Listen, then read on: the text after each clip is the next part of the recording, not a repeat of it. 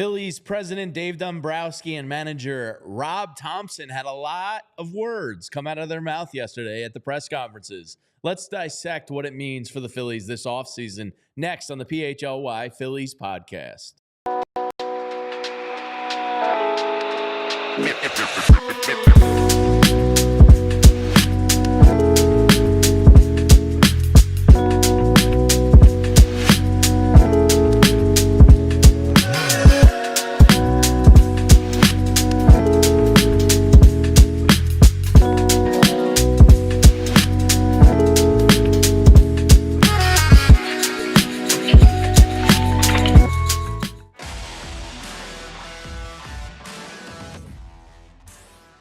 Hello and happy Wednesday to everybody out there. Welcome into the PHLY Phillies podcast, brought to you by our friends at Ace Hardware Home Services. Visit Ace Hardware Home Services online at acehardwarehomeservices.com to get started on your next project.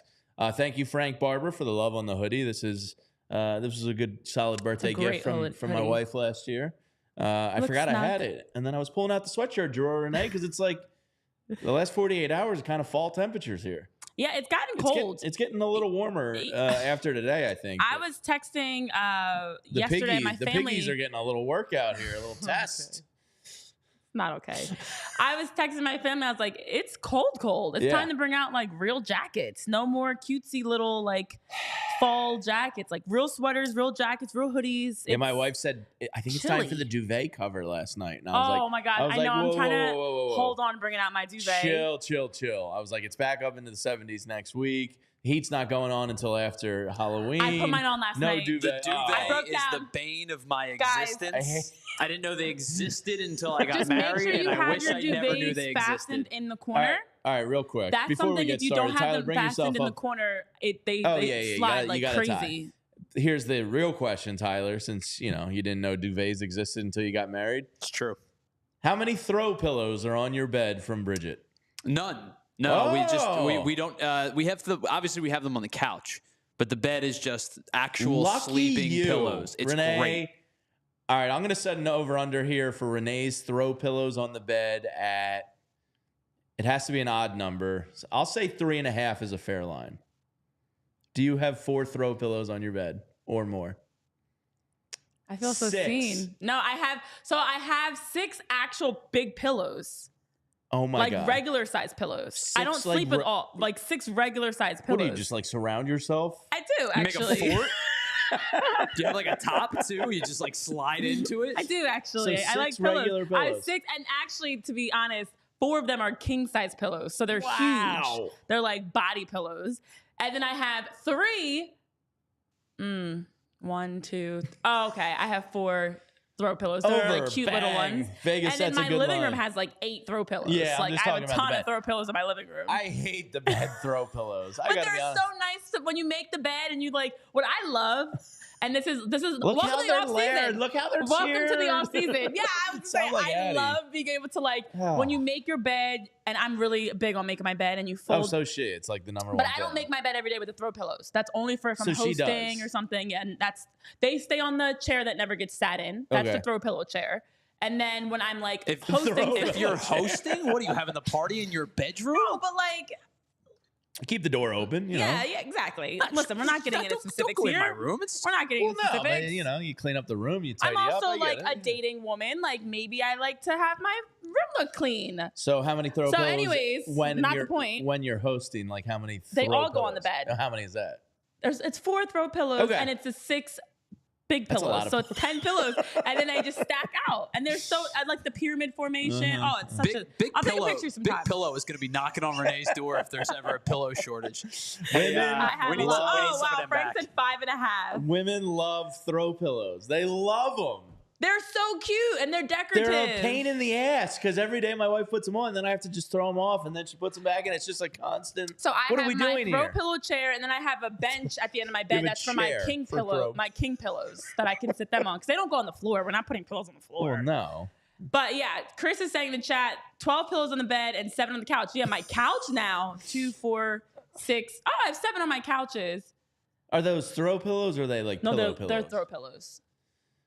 But I changed the pillow covers. Like right now, I have my fall pillow. Yeah, of course. Yeah. Addie does the my same living thing. room pillows have pillowcases naturally. Yeah, I knew it. I knew you would. But love I also like pillows. an HGTV. Like I love decorating. Hallmark. So that's all me. Yeah.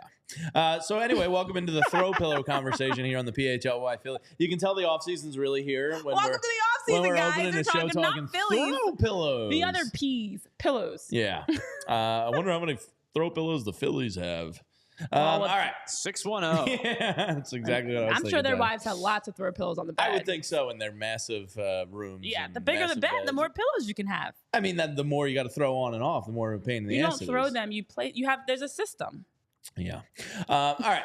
Yesterday, Phillies president Dave Dombrowski and manager Rob Thomson did speak for, I believe it was an hour and 21 minutes combined. Yeah. So a lot to get into. Most of that was Dave Dombrowski. Rob Thomson did speak as well. But let's start with Dave Dombrowski. I went through my notes last night and kind of made the show sheet so we can kind of hit on every level of things he said. There was some stuff I hated, some stuff I liked. I mean, first was the announcement that Dave Dombrowski, Rob Thomson, and the entire coaching staff have re-upped. There is no lame duck year for the coaching staff. People say you can't do that. Why can't you? Can't do what? Have a lame duck coach. Like lame duck is in final year of a contract. Oh, I didn't actually know what that term meant. Yeah, lame duck is 1 year remaining, no anybody. extension. What's the problem with the lame duck coach? Like, I know it's not great for the manager, but it's like, I don't mind it. It's 1 year remaining. Let's see what you got, man. I don't have to extend you, but whatever. They're all back. What's your initial feeling now that you've had 24 hours of sleep on that? You content with that, or are you still the ice queen? Still the ice queen. Okay, fair enough. Listen, we joked about it that they were going to start off the press conference with like a coaching announcement of Rob coming out and say, guys, this has been fun, but this is it for me. I'm out. That was not going to happen when he was announced. We knew that was not going to happen, but we did expect maybe some sort of announcement. I think to me what this means, bigger picture, is Dave Dombrowski wants to leave no gray areas. We are fine with this coaching staff. We're bringing them back. We're not going to wait. We're not going to allow the media or fans or anybody else to have, because the conversations have already swirled. Should someone get fired? Who would get fired? So this is like, we're going to nip that right in the bud. We're going to get rid of that possible topic, find something else to talk about because they're here to stay. Now, Ice Queen over here, for me, I don't love it because now that we're hearing Rob Thomson mention the buy-in between players and coaches is very important. So if there's not buy-in, where is the disconnect? If Kevin Long or Caleb Cotham or even Rob Thomson is saying something and the players aren't locking in and buying in to do that consistently, where is the disconnect? Is it that they don't trust their coaches? Is that they don't trust their teammates? Is that they just trust themselves and they're being stubborn? There is a disconnect somewhere, and it's evident because between last season's shortcomings and definitely this season, this team has gotten us into the playoffs back-to-back years and haven't made adjustments and have had the same issues. And he's had some big issues arise that people have questioned. To the point of like what Rob mentioned of how beloved a Kevin Long is, I hear that. I get that. And he's mentioned, most clubs would rank him top 5 and honestly probably top 2. But for whatever reason, it seems like that's not translating directly to the Phillies. Now, I don't know where that disconnect is. It might not even be the coaches. So I don't put that love more it. on the players. I love the fact that they took care of business early and didn't drag it out. But again, so that was the kickoff of the press conference. The news came out like 10 minutes before it that Rob and the coaching staff would be back. The press conference started off with Dave Dombrowski. This was one of the answers I hated, the chase rate. And what can you do about first? And, while factually it's correct that it wasn't the worst, it wasn't the best, and it got worse in the second half of the season and into the playoffs, which is the bigger issue here of, okay, now this is 2 years in a row where the Diamondbacks have slopped you up and the Mets slopped you up again, and you couldn't adjust. You see the way the Dodgers are handling it, and I know the Mets got their revenge in game 2, but make them pitch into the zone. And didn't love Dave Dombrowski's answers here. I did like Rob Thomson's answer to the similar question more than I did like Dave Dombrowski's. Rob talked about using the gaps, using all field, doing that and taking what the pitcher gives you allows you to protect easier, should help on the chase right there. I thought Rob's answer was good. Dave's of, well, we weren't the worst. Not so great. Yeah, I think we all recognize there are going to be naturally things such as free agency and trade talks that they're not going to have answers to right now. Like as of yesterday, they wouldn't have those answers. But in terms of approach, things that we've seen as a struggle, as a challenge, we're not going to expect it to be fixed right now, but we want to hear kind of a plan of what do you see to fix it? And for Dave Dombrowski's answer to be, well, we weren't the worst. There were teams worse than us in Major League Baseball. That doesn't matter. We don't care about those teams. We're not looking at those teams. We're looking at the Phillies. We're focused on them. And I did like Rob's answers because these are practical steps that can be implemented to help use the field, spraying the ball around. And especially because right now we are seeing every other team in the playoffs is doing that. They're getting and that was hits. Rob's point. He's like, if you watch the game last night, it was gap to gap. When he said that, I was like, I agree with that because I was thinking the same thing. I'm like, wait a minute, the Dodgers can do it, the Guardians can do it, the Yankees are doing it, the Mets are doing it. Why can't the Phillies? There is a way to change your approach. So Rob cleaned up because Dave definitely dropped the ball on that answer. Liked Rob's on that. Did not like Dave's. Tyler, should we hang the banners for not the worst chase rate in the MLB playoffs 2024? Yeah, I think we should. In Ashburn Alley, we should hang it right up there with almost won Game 7 of an NLCS, and what else can we put up there? Yeah. Didn't have the worst record in baseball for like I think that the Angels should hang that. Yeah. We were better than the White Sox 2024. 2022, we came up short, but it was fun. You know, we can hang that 2024, banner. the only team when you can hang a pennant banner. The only top seed not to get out of the DS. But at least we got there. Yeah, so not great from Dave. Next up there was Trea Turner. It seemed like he was a focal point of Dave Dombrowski in terms of a guy whose approach he would like to see improve next year. I thought that was interesting. You know, he specifically was asked about Trea and said, more or less, we don't want Trea to be that 25 30 home run attempt guy. We want him driving the gaps. And really, that's what Trea Turner should be. You know, for his career, I think his career high, if the NRD can look this up, I believe it's like 27 one year. And then he's been 24s a lot, 21s. So he's not like a home run hitter. He has a fast-ass bat that can lead to some home runs. But his primary focus should not be launch angle and lifting the ball over the wall. They need him to be a disciplined line drive, you know, hitter consistently. And what do you got, NRD? What's 28. the high? 28 in 2021. He hit 18 with the Nationals and 10 with the Dodgers. Okay, so 28. So, like, yeah, I mean, if you can get 20 from Trea and improve his line drive ability, I thought that was interesting that Dombrowski, you know, critiqued him as much as he did. Yeah, and I agree. The line drives, the approach needs to be better. He did also address, there were a number of questions about Trea offensively, but also in terms of his positioning as a shortstop and potential to move him to the outfield. And for Dave Dombrowski, he did kind of also put the line in the sand that, nope, for 2025, he's our shortstop. And that is the expectation moving forward. And made that very clear to us that, you know, there's not going to be a change. Do we like all the errors that we've seen? Do we like that he was one of the worst in Major League Baseball as a shortstop with errors? No. And do I think that there's some times that I want to scream with Trea Turner? Absolutely.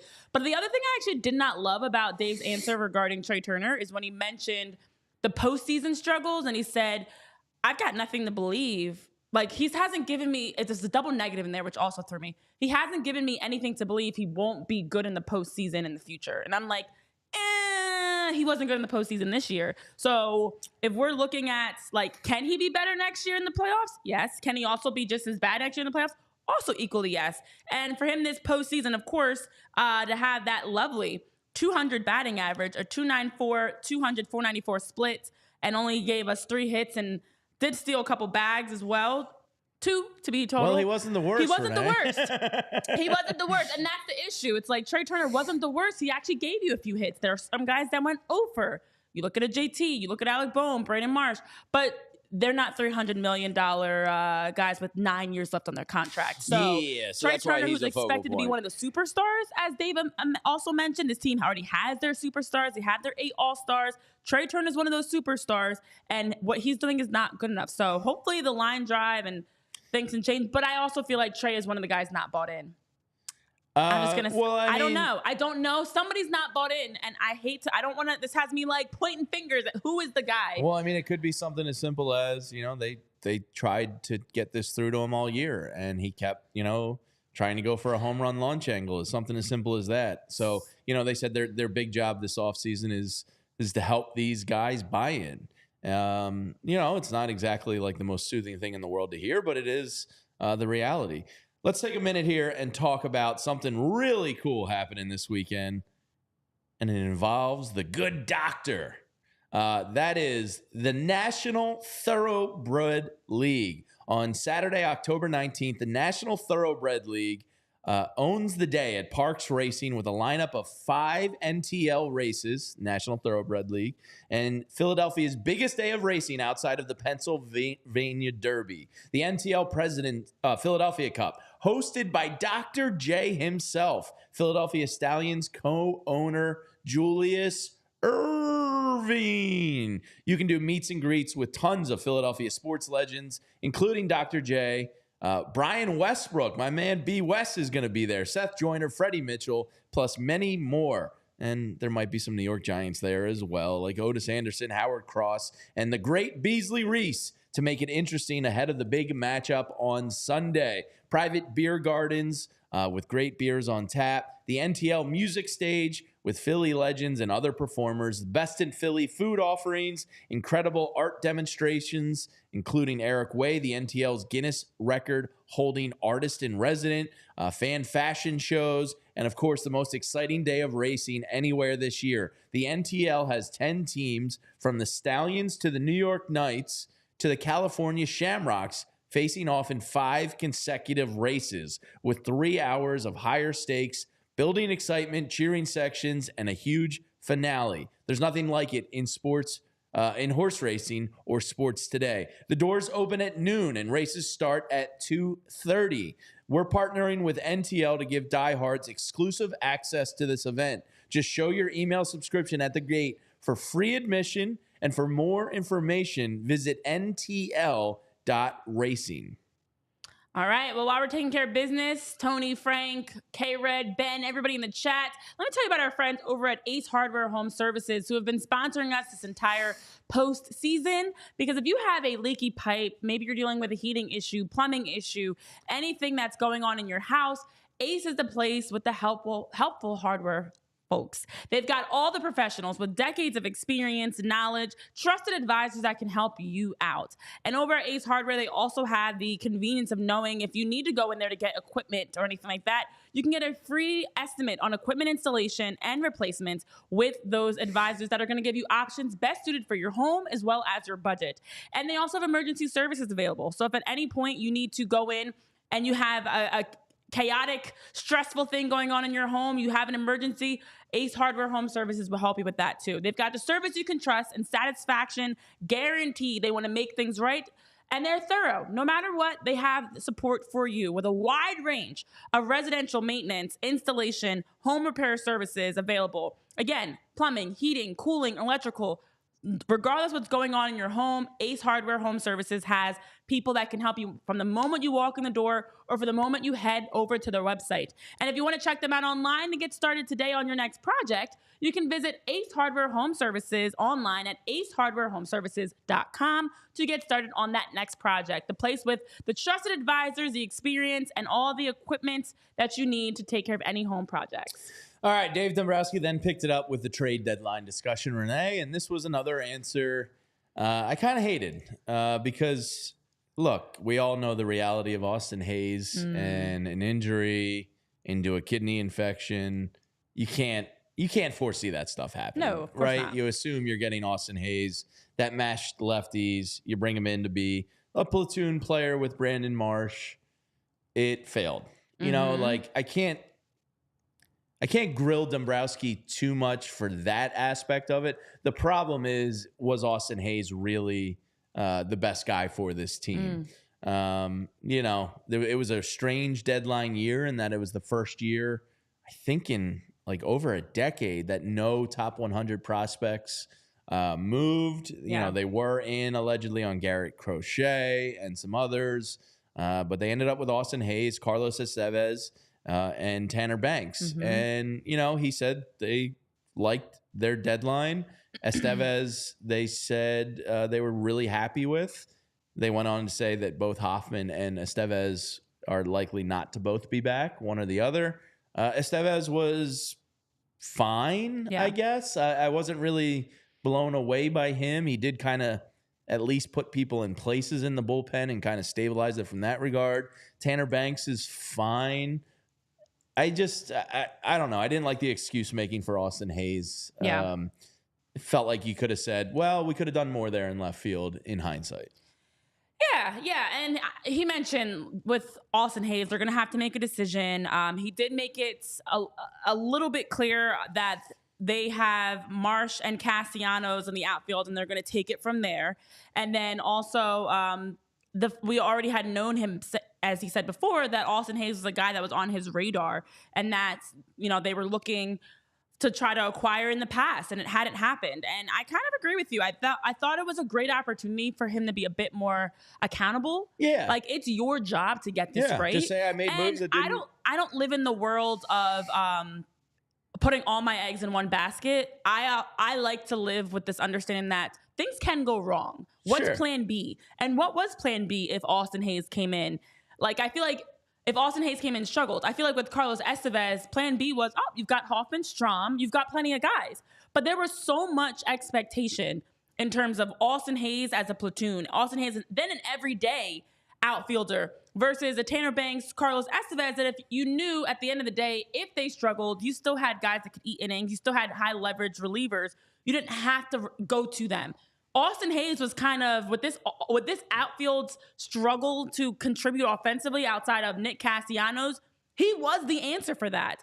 And to say, our outfield's there's more uncertainty there. Our infield is for sure. We know that. But that's why we expected you to do better at the trade deadline, because the outfield's been the concern. It was them and it was the bullpen were the two problems, and you didn't fix anything. So I would have actually preferred if he had said straight up, listen, and there's some things I would have done differently. Nobody could have planned for the kidney infection, but aside from even that, his numbers were not good prior or after that kidney infection, and I have to do better.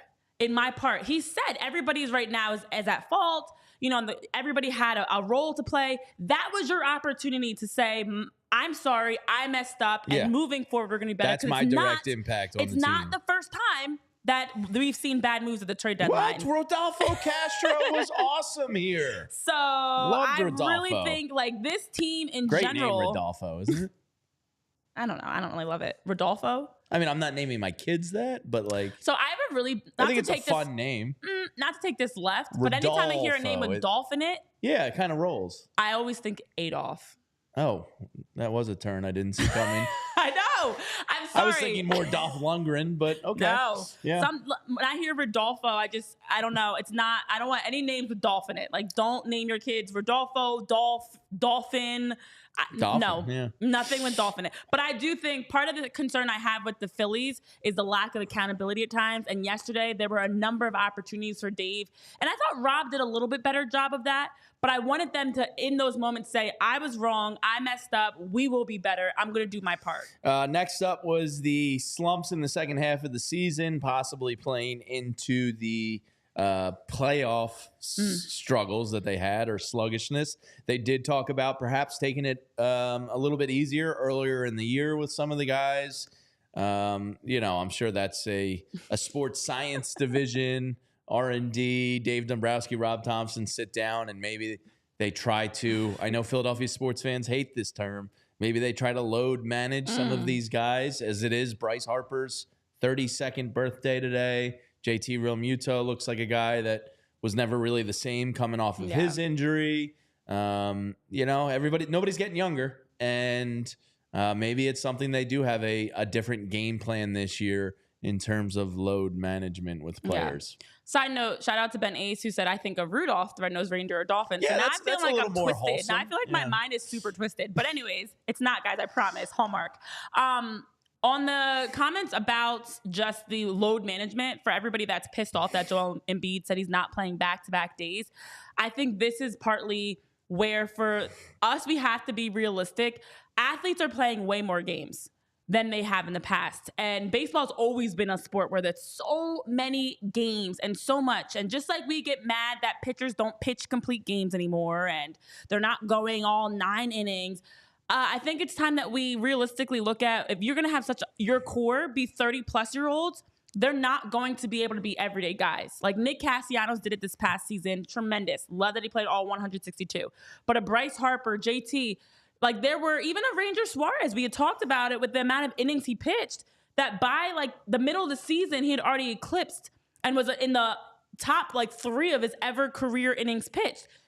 From their bullpen to their starting pitchers to even their field, the positional players, they have a lot more games under their belt. And I think that is also why I would like to see Dave Dombrowski and the staff do a better job of providing guys that now if you're resting JT, it's not Garrett Stubbs. It's a better catcher. If it's not Rafael Marchand, who has been injury plagued, it's someone that can contribute. So in order for you to rest guys, big money, so it has to be Rafael Marchand. Or in order to rest guys, you have to have a good backup. So what is the plan to have the Cody Clemens, the Weston Wilsons, these guys available, these guys called up on the roster? Because I agree. I actually think that part of the issue was they looked exhausted, they hit a wall, and there was mental fatigue just as well as physical fatigue. Yeah. And if you're going to be a team that can make that deep run, you've got to be built for that. And that means your best baseball should not be getting played in June, but instead in October. So I think agree what with that is, point. since you're not going to spend, big money on the bench pieces, is those Cody Clemens. Mm-hmm. Maybe you give those guys an opportunity from the jump this year. I don't know, Weston Wilson, can he win a roster spot out of camp? It's probably going to be tight. But, right. I know you want those guys with options that can go up and down and taxi squad for you and all that stuff. But maybe you give a harder look at a Cody Clemens. Cody had a great spring training, and he contributed every time he came up. He has defensive versatility. Maybe you think about putting that guy on the roster instead of, a veteran type that maybe doesn't deserve it as much. So going forward, I'll be interested to see in those type of decisions, because you need those guys to supplement the big stars on the bench. And I do think that is why Rafael Marchand, were giving you, I think, please, so much better than Garrett Stubbs. Yes. He just has to stay healthy. I do think that's why the Rafael Marchand, Weston Wilson, Cal Stevenson, Buddy Kennedy, like you can list Cody Clemens. There's a handful of them. David Dahl giving you better at bats. But why is that? They were fresher. They were, they were more. Also, that freshness translates into like the excitement. You're eager. You're gonna go out there. You're happy to be there. Versus like when you feel exhausted, and we've all had those moments in our own jobs, in our own lives, where you're like going through the motions. This team was going through the motions, so I hope they do bring some of those young guys up earlier and get them going. All right, to speed through a couple of these, Alec Boehm seemed very confident in Alec Boehm. He has 2 more years of arbitration control. I do wonder. They did say they'd be open to rearranging the roster through trades, but they don't want to change faces just to for the sake of it. So Alec Boehm, they believe, is a very good player that's improved. That's all true.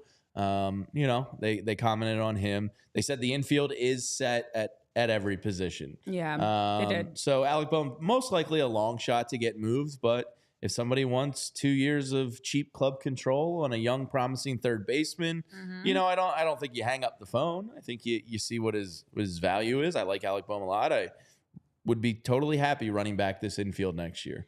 Yeah, because that's the other thing that Dave and Rob both reiterated a few times of. We feel like this is a World Series championship club, but we are still open-minded.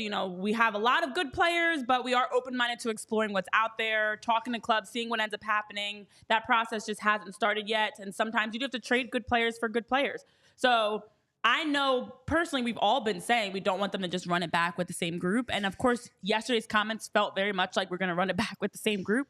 But I think it's just he left more the outfield open to Yes. change.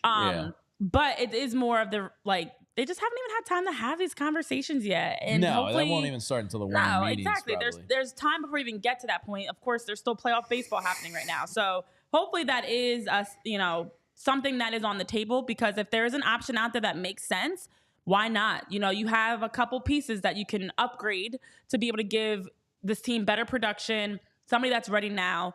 Before we get into the next points, let's handle some more business, because we've got lots of business to handle today. Lots of friends to tell you guys about. including our friends over at Glatt Hair Restoration. Let me tell you all about them, because having the option to choose what your hair looks like, to choose how you are styling your hair, is important for your confidence. It's important because you deserve it also. And so over at the Morgenstern Center for Orbital and Facial Plastic Surgery, they've recently welcomed in the Glatt Hair Restoration group to their practice. So now Dr. Morgenstern, who's a nationally recognized specialist, is also going to be working alongside of the Glatt Hair Restoration group. And they're going to be providing incredible opportunities for people from that first phone call and getting the initial discussions around recommendations and options, through the procedures, through the follow-ups. They're going to work closely with you because they want to help during all stages of hair loss. With leading-edge treatments that they provide for prevention as well as restoration, they've got laser light therapy, they've got non-invasive TED treatments, vitamin supplementations, topical and oral medications, hair restoration surgery, as well as PRP and stem cell restoration. So for every patient, you're going to get a complimentary one-on-one consultation just to have a chance to talk through the best course of action. And then from there, they're going to get to work to help make sure they're providing you with support, the treatment, and the process gets going. So they've got the caring patient advocates, and they want to make sure that they're not just focused on restoration. It's about innovation. It's about using those breakthrough treatments to dramatically change your lives. So know that bald is now optional. Yes, bald is beautiful, but you don't have to be bald. You can have other options as well. And if you want to improve how you look, if you want to improve how you're feeling about yourself, Glatt Hair has the right treatment for you. You can regain that confidence and visit glatthairmctr.com or call 610-980-4000 to get started today. Because of my stupidity last weekend, our next friends over at Bet365 got some of my money. Some of those bonus bucks I got from signing up got returned right back to Bet365. I was actually pretty good on Sunday and Monday, but Saturday was rough sledding out there. But you can find out why it's never ordinary at Bet365. Use the code PHLY365 when you sign up. Bet just $5 after depositing $10, and you'll get $200 in bonus bets. Bonus bets can be used on spreads, totals, player props, futures, and more. And hopefully you had some Matvei Michkov goal props last night. That would have been a spicy one with a 2-goal performance. The Flyers are underway. Of course, Sixers starting up soon. We got the Birds every weekend. And, of course, there's ALCS and NLCS and soon-to-be World Series action, and Bet365 is the best in live sports gambling. They've been doing it forever. They have so many worldwide users. They perfected it. And one of the things they perfected is the early payout offers across all the 4 major sports. If you hit the criteria for an early payout, boom, you'll get cashed out right then and there. Could be the second quarter, could be the third quarter. Who knows? Could be the first quarter. But you don't even have to worry about the final results. They'll cash you out right there on the spot. And every day they power up odds on hundreds of bets to give you a chance to win over 10,000 boosts every single month. Specific markets, your winnings, and even parlays. And make sure you're keeping an eye out for our custom PHLY bets and boosts. So download the Bet365 app. Use code PHLY365 when you sign up and get that $200 in bonus bets when you bet just $5. Whatever the moment, it's never ordinary at Bet365. Must be 21 and older and located in Pennsylvania. If you or someone you know has a gambling problem and wants help, call or text 1-800-GAMBLER. This is the PHLY Phillies podcast presented by our friends at Ace Hardware Home Services. Visit them at acehardwarehomeservices.com to learn more. And we do have to get into our temperature check in a little bit, but let's tie a nice little bow here on the Dave Dombrowski recap. Taijuan Walker, I did like this answer from Dave. Didn't like a couple answers from Dave. Did like the Taijuan Walker answer. He said, we're going to continue a program.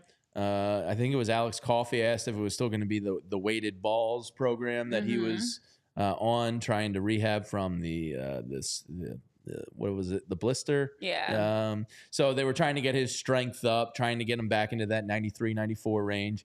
Didn't really work, but who's to say it could potentially work this offseason? Maybe he regains the splitter. Do I have confidence in that? No, and I don't think Dave Dombrowski did either. And his answer of, well, Taijuan can come to camp and basically compete for a job. So they know the reality of the situation. You're not going to come out in a press conference and say, we're walking away from this guy. You're going to give him one last chance before you DFA him. But it's clear if he can earn a spot in spring training, I think the Taijuan Walker days will be over with the Phillies. So I like that. That was a good answer. And this is an area Dave Dombrowski did take responsibility. He did say, I'll take responsibility. He literally said that because of the fact that the Phillies were trying to figure out that fifth starter. We know they were in on like a guy like Garrett Crochet and some other names that were bounced around that they were looking to possibly trade for prior to the trade deadline.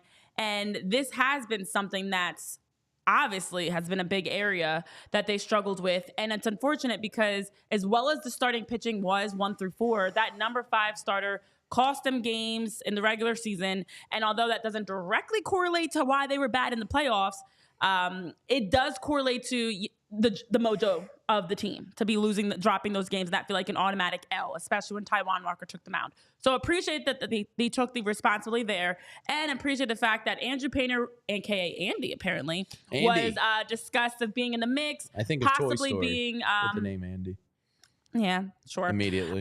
It does seem like they are going to try to bring in another starter or two because, a Spencer Turnbull, Taijuan Walker, those guys, didn't work out. But just to have that insurance in case of them not working out. We don't know if they're going to come back, especially a Taijuan Walker. So I like that was him, Johan Rojas. There were some guys that were brought up of, listen, we're going to have a plan this winter. And we're going to reevaluate. Very much on the griddle. Yeah, we're going to reevaluate next year. And we're going to also reevaluate even having them in spring training. There's no guarantees. And I don't think there's anything wrong with that. If a guy underperforms, it's okay to say like an Austin Hayes, Taijuan Walker, or Johan Rojas. I think we all are in agreement. You don't have to go into that like the Diamondbacks president that threw Montgomery under the bus. Like, you don't have to go that extreme as attacking Jordan Montgomery was, but it's okay to say, listen, I take responsibility. I didn't set us up to be successful. There are some areas we're going to be reevaluating, some positions we're going to be reevaluating, and the fifth starter is one of them. The outfield is another, and I'm fine with the fact that he made that clear. So Taijuan, figure it out or get out. Yeah, and then in that same ilk, the Austin Hayes, I'd be surprised if he's back. I know with the option they can. He did say we're going to examine that. I'd be surprised just reading between the lines there if he is back. You have to upgrade. You have to. I think that's the only realistic position to upgrade, at least offensively, without some major overhaul. Mm-hmm. Andrew Painter, Aidan Miller, and Justin Crawford did get discussed as that next in line kind of plan of the future, blah, blah, blah.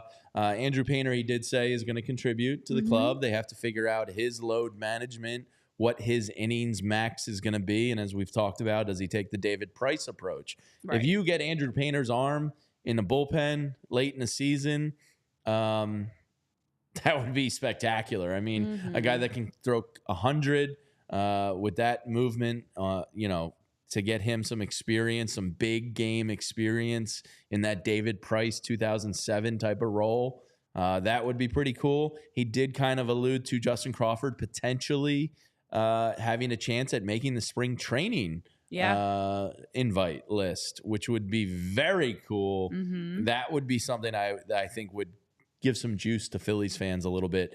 Is just 21 years old. Aidan Miller still a ways away, but Justin Crawford, it seems like, maybe has a chance to get a spring training invite. Andrew Painter at some point will be with the club, but they have to figure out his load management.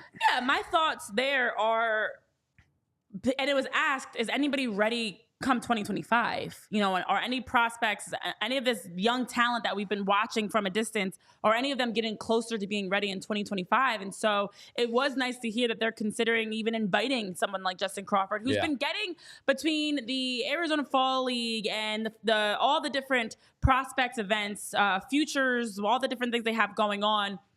He's been getting those invites. He's been continuing to take strides, and he's putting his name out there. He's showing consistently what he's got. Andrew Painter's another one. Definitely also we've talked about Aidan Miller. And I think what's the harm in inviting one of them to spring training? If you feel like they're ready. And even for Andrew Painter to now be already thinking, after we had a chance to see his 29 pitches this past weekend in the Arizona Fall League with the Desert Dogs, they are, right? Yeah. whatever they're called. Yeah. Not the Rough Riders. Not the Rough Riders. Desert Dogs. Yeah. That you now have a chance to also start game planning of what is his process in terms of returning to ease him back in, keep him healthy, not overuse him too quickly, especially with him throwing 98 to 100 miles per hour. You don't want to have him throwing too many pitches too soon. So that's optimism, because finally we can feel like this farm system, this pipeline is helping to feed the team a little bit more immediate. We don't want to hear, 2026, 2027. This team needs some guys ready now. Justin Crawford and Aidan Miller, Andrew Painter, if they're closer to being a part of this, even guys that get called up, like a Buddy, Cody, those types of players, I'm all for it. Yeah, it's exciting. That was very exciting to hear. That was cool. I know we have some things in the chat, just lots of comments going on because Trea Turner is being discussed as well. About Trea Turner, Juan Soto has been brought up. Juan Soto's not happening. They did mention. I'll get drunk with it at some point, but it's not happening. Dave did say, we don't need a superstar. We already have our superstars. That's what I was about to get to. Here's the quote from Dave Dombrowski talking about star players. I don't think we need to add more star players, Dombrowski said. We have about as many stars as anyone in baseball. John Middleton, the owner, is accommodating and giving, but we're also in a situation where we're working with a payroll. Mm-hmm. We would be open to adding a star, yes, but I think you have to be careful because sometimes it's not only the star players, it's the supporting cast. He did go on to talk about the payroll and says it will be large again. He didn't really say larger. He did say it would be large, which they already had. Maybe it's about tweaking the stuff you have. I don't think they're going to be adding a star. We talked about an Anthony Santander. Is he considered a star?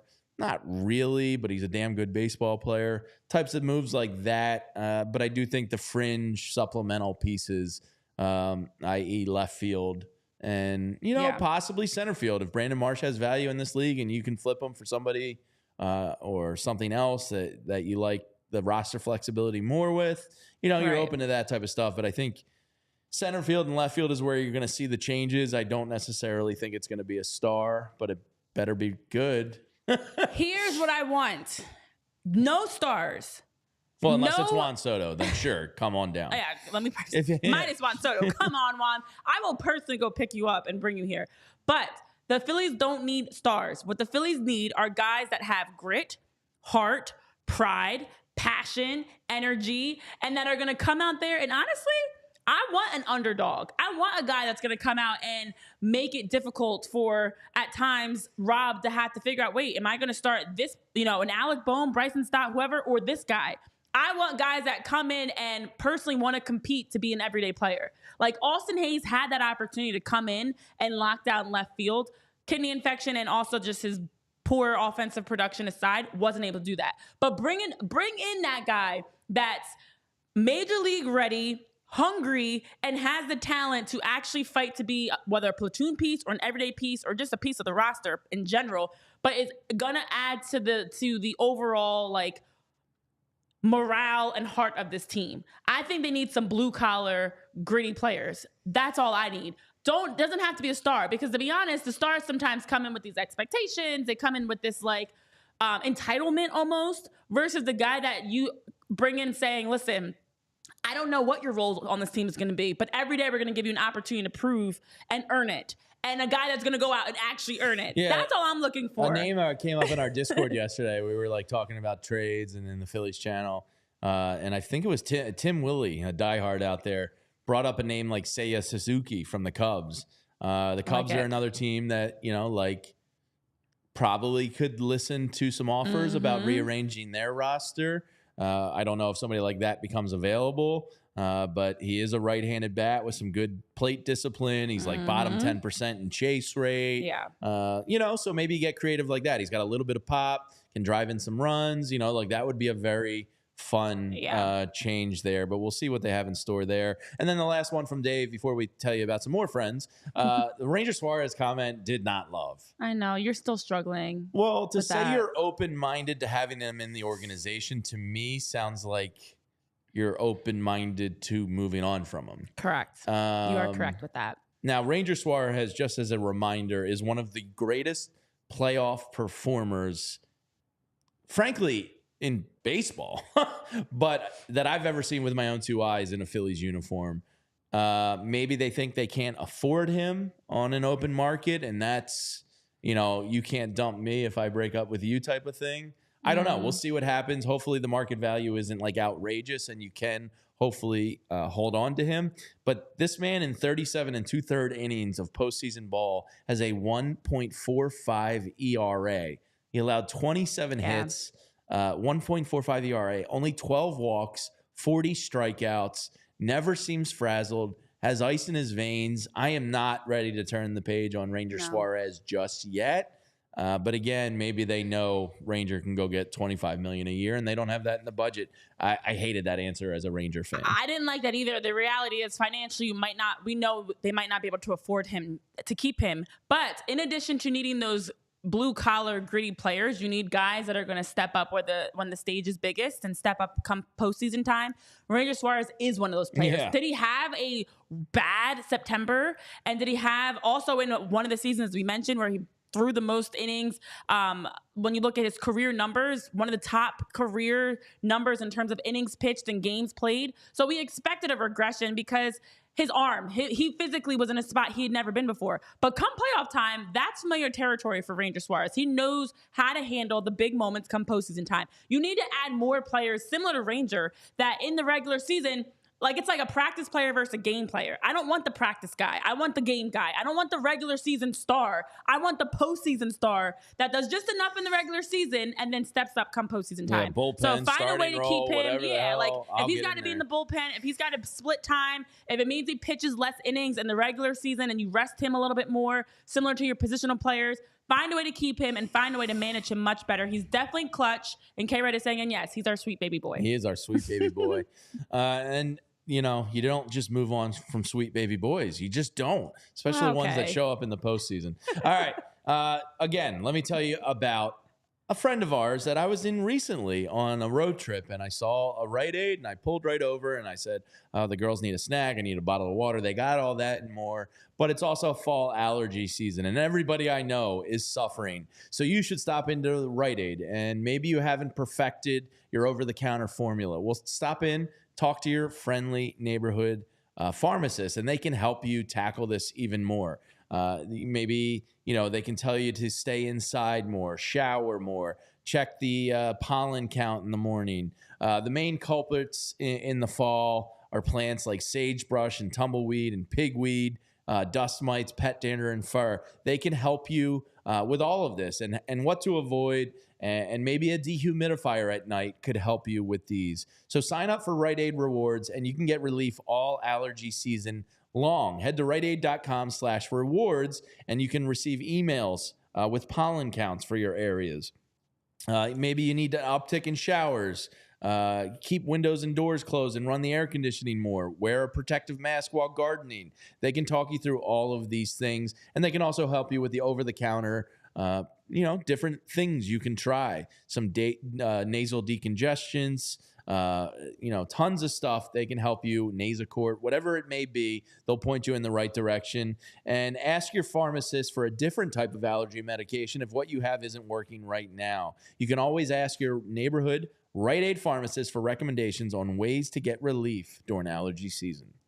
And let me tell you about ways to get relief if you're planning on a fun night of maybe consuming some alcohol responsibly, of course. That's with Z-Biotics. I was just telling a friend about Z-Biotics myself because Z-Biotics is a pre-alcohol. What does that mean? Well, as a pre-alcohol, before you go out for that night, before you have a chance to go tailgating or day drinking or whatever it is that you're doing, that you're planning, birthday party, sports, games that you're attending, a fun night, whatever it is, Z-Biotics as a pre-alcohol probiotic drink is the world's first genetically engineered probiotic. It was invented by PhD scientists that are helping to tackle those rough mornings after drinking. So as a pre-alcohol, when you're drinking, it has the enzymes that break down alcohol. So it's being proactive and drinking that prior to allow that now when you start drinking for the day or the night, the work is being done to break down all the alcohol in your body to make you feel good. In terms of things like dehydration or other things you may be feeling, you don't have to work. You can minimize the chances of that. You don't have to have that same frustrating feeling that's a very, very annoying feeling after drinking because you just constantly are worrying and wondering, what else can I do? I hate the feeling at the morning after. And as you get older, it doesn't get any easier. Unfortunately, it gets harder. And it's like, dang, I had so much fun yesterday and I feel like crap today. Well, don't worry about that with our friends over at ZBiotics because now that I know, Jamie, you've had a chance to try it, I've been telling people about it as well because it's a great opportunity. And believe the hype. With their GMO technology, it's going to release different products that help address those toxic byproducts in your stomach from drinking alcohol. So go to zbiotics.com/PHLY Phillies to learn more and to get 15% off of your first order. When you use that code PHLY Phillies at checkout, ZBiotics is also backed with 100% money-back guarantee. So if you're unsatisfied for any reason, they'll refund your money, no questions asked. Again, zbiotics.com/PHLY Phillies to get started today. Yeah, and this is the Ace Hardware Home Services PHLY Phillies show. And speaking of Ace Hardware Home Services, let's get into our temperature check. Whether you're heating up or cooling off, Ace Hardware Temp Check. Visit Ace Hardware Home Services online at acehardwarehomeservices.com to get you started on your next project. I would say my temperature check on my Yankees missing the playoffs prediction from the beginning of the year has really quite cooled off, Renee, as they could very likely be World Series champions. We will find out. But they're definitely going to be in the World Series. Yeah, that was an old takes exposed. Swing and a miss. But I did have the Guardians as an over, so I had one right, one wrong in the ALCS. But the Yankees look like they're destined to play in a World Series. The Dodgers, Mets coming back, and that one is heated up in the temperature check because that is tied 1-1. Mets got their vengeance back at it tonight. They're going with the all-black uniforms, hat, jersey, pants. So that should be a fun one. Who you got tonight? So I also was very wrong on my World Series predictions because I had the Phillies and the Orioles in the World Series, and the Orioles didn't even get to the get past the wild card round. And the Phillies, that's not good. We're still recovering from. So yeah, wrong. But I do feel like the Yankees are absolutely, my goodness, incredible right now. Now the Dodgers-Mets series tied up at 1 apiece after Mark Viento's grand slam in Game 2, and the offense broke through of the Dodgers' scoreless innings that they had. Is an interesting one. In all best-of-7 postseason series, teams that have won Game 1 have gone on to take the series 64% of the time. And under the 2-3-2 format, teams winning Game 1 at home have gone on to take the series 67% of the time. So winning Game 1 at home is important. 2% off of being nice. Right. So for the Dodgers, winning Game 1... Wait, what? I made a joke. I missed it. Don't worry about it. We don't have to rehash it. It's fine. Just know I'm immature. Just know I'm immature. Oh, I know that already. So for the Dodgers, winning at home Game 1 was huge. Even with the Mets splitting the series. I say all this to say Shohei Ohtani's struggling a little bit. He's human? He's human, guys. 0 for 19 with bases empty. And the Dodgers have already said they're not moving him. They're not moving him at all in the batting order. But no, you can't. Why would you move baseball? That's something we would like beat to death here in Philadelphia. Yeah, that's only what we talk about all the time. It's Game 3 of the NLCS. Change the entire lineup. I do think the Dodgers are going to win this game. So it's Walker Buehler versus Luis Severino. Yeah. Buehler did not have a good go of it his first time out. His playoff ERA is 10.80. Tyler, I'll have to ask a real baseball guy if that's good or not, but it seems bad. I would probably lean that it's not very good. Severino's been a little better with his 4.5 ERA. Yeah. I'm cheering for the Dodgers, as gross as it is to say that. I know. I just have a lot of Mets hate in me. I do not want a Subway Series. I'm so tired of hearing about Mets, Yankees. If I hear that again, I'm going to scream. Rob Manfred probably wants LA versus, well, either way, it's a win. If it's a win either way. New York, or LA, New York. Either way, baseball would be happy. To Ray's point, they both stink. Cleveland Guardians, I was counting on you. You're letting us down. You're 0-2. Best fielding infield in baseball, and they've butchered a couple balls in this series already. It's just brutal. I think we all agree here, Tyler. Yankees versus. I'm gonna go Dodgers. What do you guys? What's your final prediction here? Yeah, I mean, I'm probably going to still go with the Dodgers to win the series. I think this is going to be 2-2 after 4. I think they're going to split the next 2. Quintana hasn't given up a run this postseason. Severino's been pretty good. The 4-5 is a little more inflated than I think he's pitched better than the 4-5. Yeah. Yamamoto had a good start in Game 7. He was roughed up in Game 1 of the DS. So I'll be interested to see how he bounces back. I think it's going to be 2-2 after 4. I think you're going to get pretty darn close to a 7-game series. I'm going to take the Dodgers to win the series, but I think this is going to be a long, grueling, grinded out, if you're objectively watching it for objective baseball purposes, going to be a really good series. Yeah, I think that the Yankees-Guardians series at most we're going Game 5. Like, I think the Guardians can squeeze out a win. Or 2, maybe 2. But I think the Yankees have this one. In terms of the Dodgers, Mets, the Mets just don't go away. And that was what, like, I was talking to, again, I've been around nothing but Mets fans apparently lately. And I was telling them, like, listen, I got to give you props to your team. Even though it pains me to say that. They're pesky. They're resilient. And for guys, Mark Vientos especially, that are really stepping up right now, to your point, Tyler, there's no way this series is even close to being over. I think I don't know who wins tonight, but I do like that prediction of a split after 4. And I do think we're going like 7 for this one. It's looking like a 7-game series that it could be, which pisses me off because then it leaves Game 7s are anybody's to win at that point. Yeah, so I've just checked in on this series, Dodgers Mets. I'm crawling out of the sewer. I think tonight I'm licking my wounds. I'm laying in the sewer. I'm down bad. So I think I've watched everything in the ALCS, the NLCS.